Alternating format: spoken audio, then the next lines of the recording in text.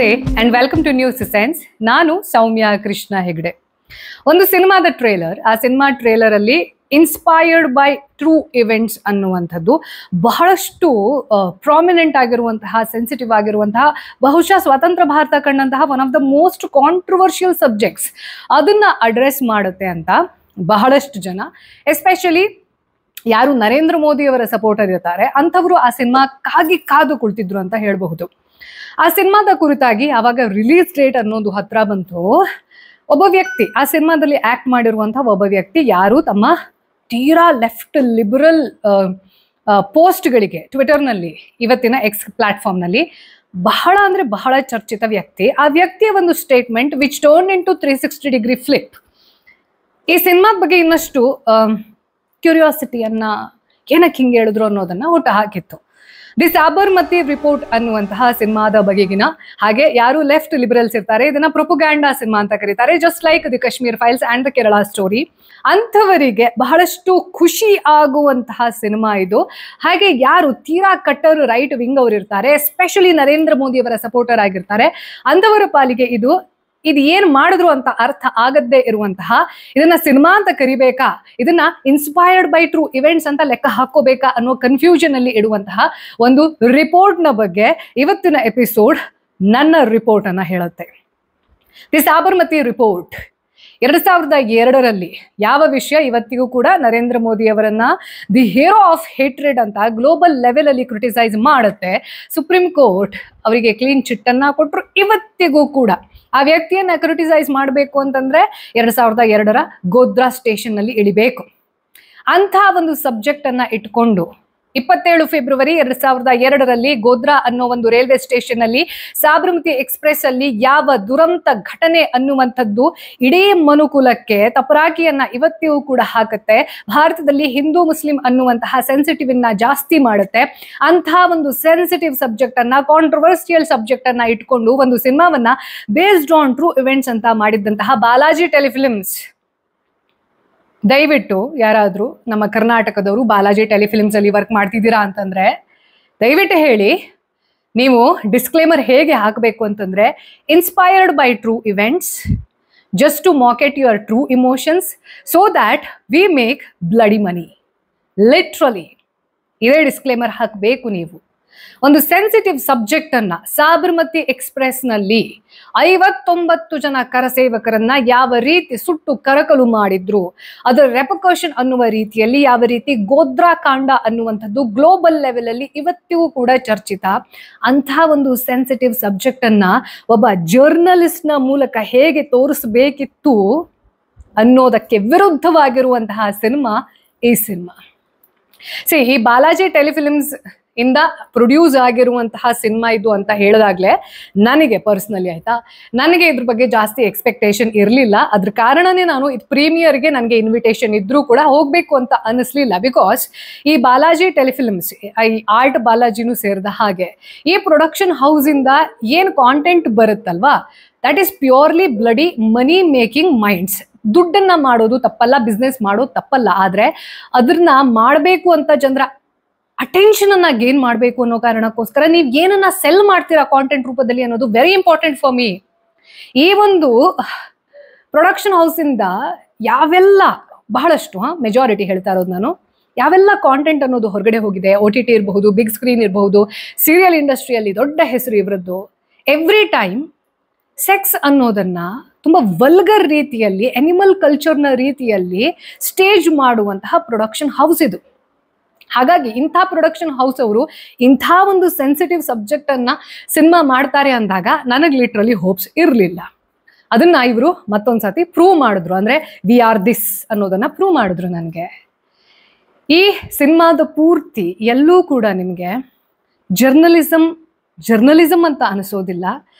Hindi versus English ಅನ್ನುವಂತಹ journalism ಅನ್ನೋದೇನಿದೆ ಅದು realistic, this was needed in this film ಅನ್ನೋದು feel ಆಗೋದಿಲ್ಲ. ಸಾಬರ್ಮತಿ ಎಕ್ಸ್ಪ್ರೆಸ್ ಅನ್ನುವ ಟ್ರೈನ್ ನಲ್ಲಿ ಏನ್ ನಡೀತು ಅನ್ನೋ ಸೆನ್ಸಿಟಿವಿಟಿ ಇದೆ ಅಲ್ವಾ, ಆ ಕಾಂಟ್ರವರ್ಸಿ ಇದೆ ಅಲ್ವಾ, ಅದು ಯಾವುದು ಕೂಡ ನಿಮಗೆ ಫೀಲೇ ಆಗೋದಿಲ್ಲ. ಅಂದ್ರೆ ಅದು ಫೀಲ್ ಆಗ್ಲಿಲ್ಲ ಅನ್ನೋದು ನಿಮಗೆ ಫೀಲ್ ಆಗತ್ತೆ.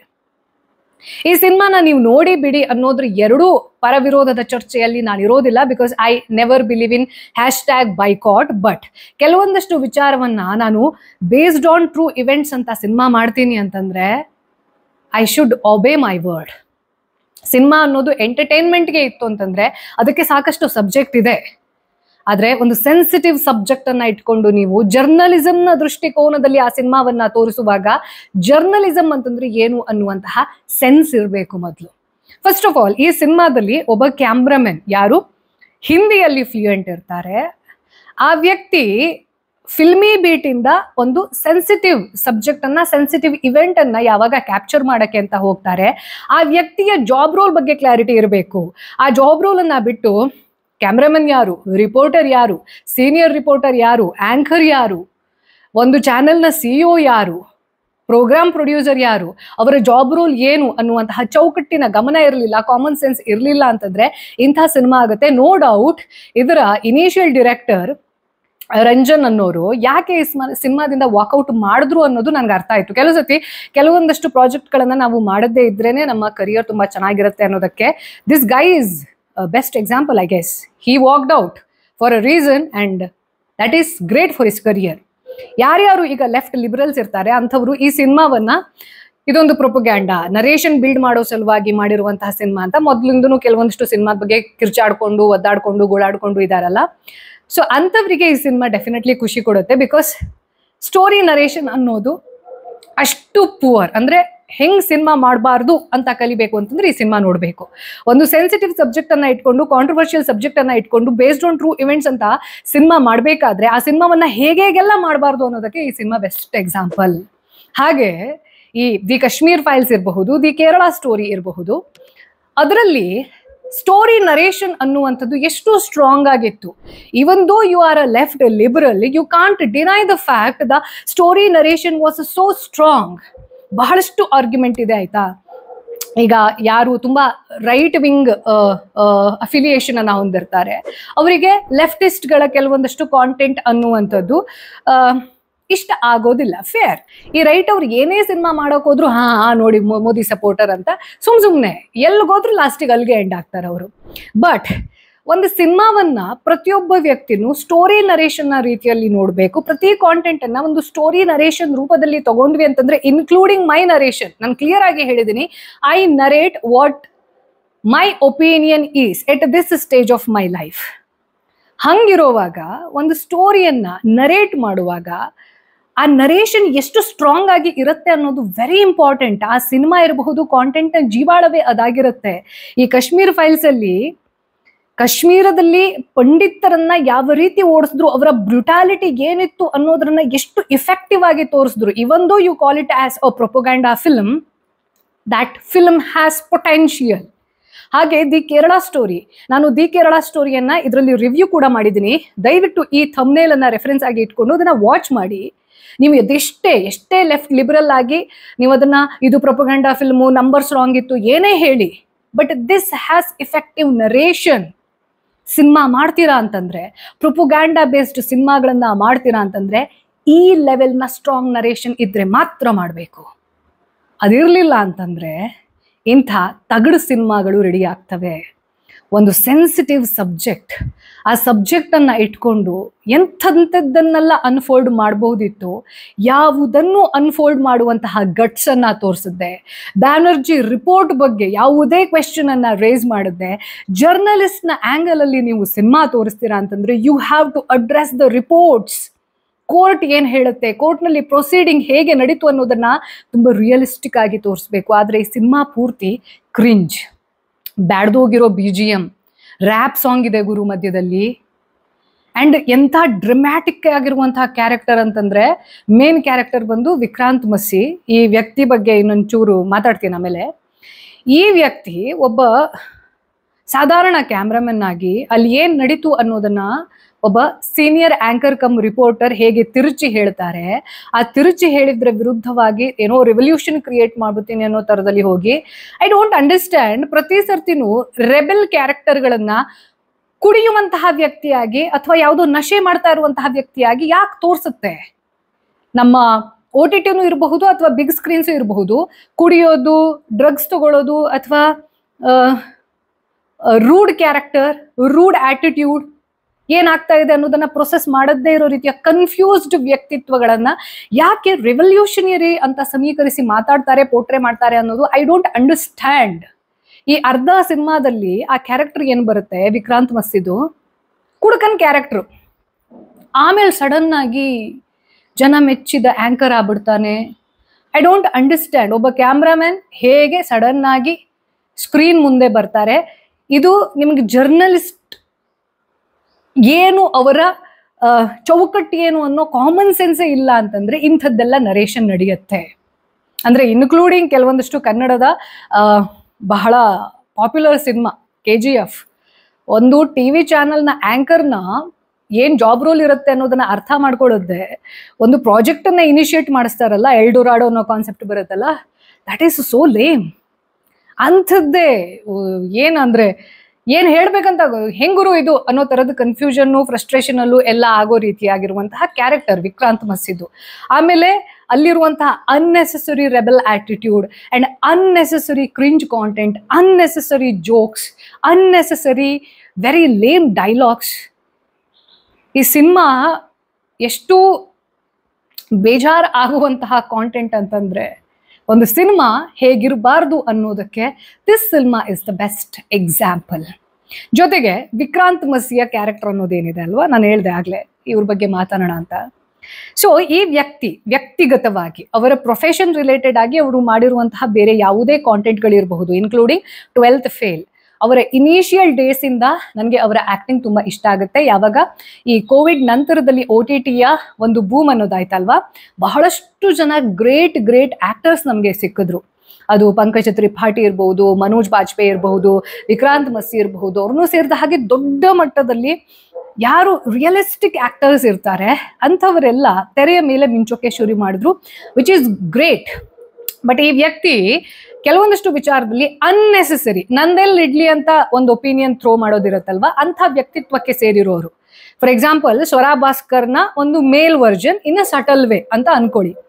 ಸೊ ಇವರು ಬಹಳಷ್ಟು ಸಂದರ್ಭದಲ್ಲಿ ಅವರಿಗೆ ಅವಶ್ಯಕತೆನೇ ಇಲ್ಲದೆ ಇದ್ರು ಕೂಡ ಕೆಲವೊಂದಷ್ಟು ಕಾಮೆಂಟ್ಸ್ ಮಾಡೋದು, ಹಿಂದೂ ವಿರೋಧಿ ನೀತಿಯನ್ನ ಹೇಳೋದು, ಹಾಗೆ ಈ ಒಂದು ಸೆಕ್ಯುಲರಿಸಮ್ ಇರುತ್ತಲ್ವಾ, ಸೆಕ್ಯುಲರ್ ಅಂತಂದ್ರೆ ನೀವು ಎಲ್ಲರನ್ನ ಗೌರವಿಸ್ಬೇಕು, ಎಲ್ಲ ಮತವನ್ನ ಗೌರವಿಸ್ಬೇಕು, ಹಾಗೆ ನೀವ್ ಯಾವ ಧರ್ಮಕ್ಕೆ ಸೇರಿರ್ತೀರಾ ಅದರ ಆಚರಣೆ ಮಾಡಬೇಕು. That is the real meaning of secularism. ಅದನ್ನ ಬಿಟ್ಟು ಇದು ಗ್ರೇಟು, ಅದು ಗ್ರೇಟು, ಮತ್ತೊಂದು ಗ್ರೇಟು, ನಾನ್ ಮಾತ್ರ ಸೆಕ್ಯುಲರ್, ಹಿಂದೂಗಳನ್ನ ವಿರೋಧ ಮಾಡೋದು ಸೆಕ್ಯುಲರಿಸಮ್ ಅನ್ನೋದು, ಆ ರೀತಿಯ ಸೆಕ್ಯುಲರ್ ಆಗಿರುವಂತಹ ವ್ಯಕ್ತಿತ್ವವನ್ನ ಹೊಂದಿರುವಂತಹ ವ್ಯಕ್ತಿ ಪರ್ಸನಲ್ ಲೈಫ್ ಅಲ್ಲಿ. ಬಟ್ ಇವರು ಈ ಸಿನಿಮಾ ಯಾವಾಗ ಸ್ಟೇಜ್ ಆಯಿತು ಅಥವಾ ಅದ್ರ ಬಗ್ಗೆ ಟಾಕ್ಸ್ ಅನ್ನೋದು ಶುರುವಾಯಿತು, ರೀಸೆಂಟ್ ಆಗಿ ಈ ಸಿನಿಮಾದ ಪ್ರಮೋಷನ್ ಅಲ್ಲಿ ಒಂದು ಪಾಡ್ಕಾಸ್ಟ್ ಅಲ್ಲಿ ಮಾತಾಡ್ತಾ ಇರ್ಬೇಕಿದ್ರೆ ಅವರಿಗೆ ಸ್ಟ್ರೇಟ್ ಆಗಿ ಕ್ವೆಶ್ಚನ್ ಅನ್ನ ಕೇಳಿದ್ರು ಆಂಕರ್. ನೀವು ಮೊದಲು ನೋಡಿದ್ರೆ BJP ವಿರೋಧಿ ನೀತಿಯನ್ನ ಹೊಂದಿದ್ರಿ, ಮೋದಿ ಗೌರ್ಮೆಂಟ್ ಬಗ್ಗೆ ನಿಮ್ಗೆ ಡಿಸಪಾಯಿಂಟ್ಮೆಂಟ್ ಇತ್ತು, ಇವಾಗ ಯಾಕೆ ಫ್ಲಿಪ್ ಆಗಿದ್ದೀರಾ, ಇವಾಗ ಸಡನ್ ಆಗಿ ಅವರ ಫೇವರ್ ಅಲ್ಲಿ ಮಾತಾಡ್ತಾ ಇದ್ದೀರಾ ಅಂತ ಕೇಳಿದಾಗ ನಾನು ಮೊದಲು ಅನ್ಕೊಂಡಿದ್ದೆ, ಮೊದಲು BJP ಕ್ರಿಟಿಕ್ ಆಗಿದ್ದು ಸತ್ಯ.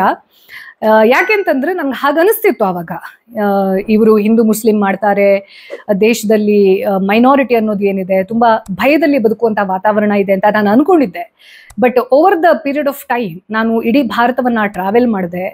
ಬಟ್ ಆವಾಗ ಅರ್ಥ ಆಗಿದ್ದು, ಏನ್ ಕೆಟ್ಟದ್ದಾಗಿದೆ ಅಂತ ಹೇಳಿದ್ದಾರೆ ಅದು ಯಾವುದು ಕೆಟ್ಟದ್ದಾಗಿಲ್ಲ. ಯಾವ ಮುಸ್ಲಿಂ ಕೂಡ ಭಾರತದಲ್ಲಿ ಹೆದರ್ಕೊಳ್ಳುವಂತಹ ಸ್ಥಿತಿಯಲ್ಲಿ ಇಲ್ಲ ಅನ್ನುವಂತಹ ಸ್ಟೇಟ್ಮೆಂಟ್ ಅನ್ನ ಕೊಡ್ತಾರೆ. ಫೇರ್. ಈಗ ಬಹಳಷ್ಟು ಜನ ಯಾರು ಕಟ್ಟರ್ ರೈಟ್ ವಿಂಗ್ ಅವ್ರು ಇರ್ತಾರೆ, ಈ ನನ್ ಮಗ ನೋಡು ಸಿನಿಮಾಗೋಸ್ಕರ ಈ ರೀತಿ ಫ್ಲಿಪ್ ಆಗ್ತಿದ್ದಾನೆ ಅಂತ ಹೇಳ್ತಾರೆ. ಇರಬಹುದು, ಇಲ್ಲದೇನೆ ಇರಬಹುದು. ಯಾಕೆಂದ್ರೆ ಒಂದು ಬೆನಿಫಿಟ್ ಆಫ್ ಡೌಟ್ ಅಂತ ಕೊಡ್ಬೋದು.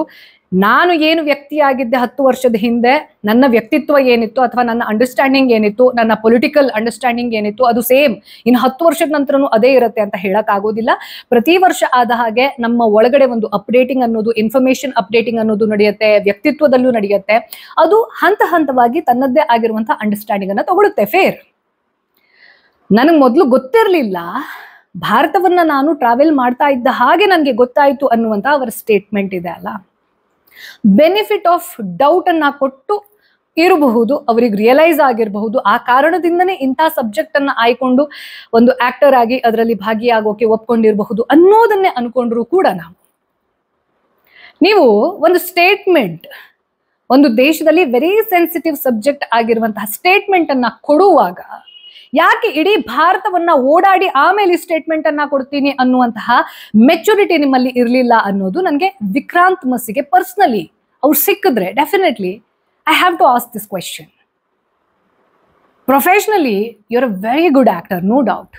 ಬಟ್ ಒಂದು ಸ್ಟೇಟ್ಮೆಂಟ್ ಅನ್ನ ಕೊಡುವಾಗ ಪದೇ ಪದೇ ಹಿಂದೂ ನಂಬಿಕೆಯನ್ನ, ಆಸ್ಥೆಯನ್ನ, ಅದರ ಆಚರಣೆಯನ್ನ ಕ್ವೆಶ್ಚನ್ ಮಾಡುವಾಗ, ಮಾಕ್ ಮಾಡುವಾಗ ಎಕ್ಸ್ ಪ್ಲಾಟ್ಫಾರ್ಮ್ ನಲ್ಲಿ ನಿಮ್ಮದ್ದೇ ಆಗಿರುವಂತಹ ಭಯಂಕರ ವೆರೈಟಿ ಲೆಫ್ಟ್ ಲಿಬ್ರಾಂಡೋ ಟ್ವೀಟ್ ಥ್ರೆಡ್ ಅನ್ನೋದು ಇವತ್ತಿಗೂ ಕೂಡ ಅವೈಲೇಬಲ್ ಇದೆ.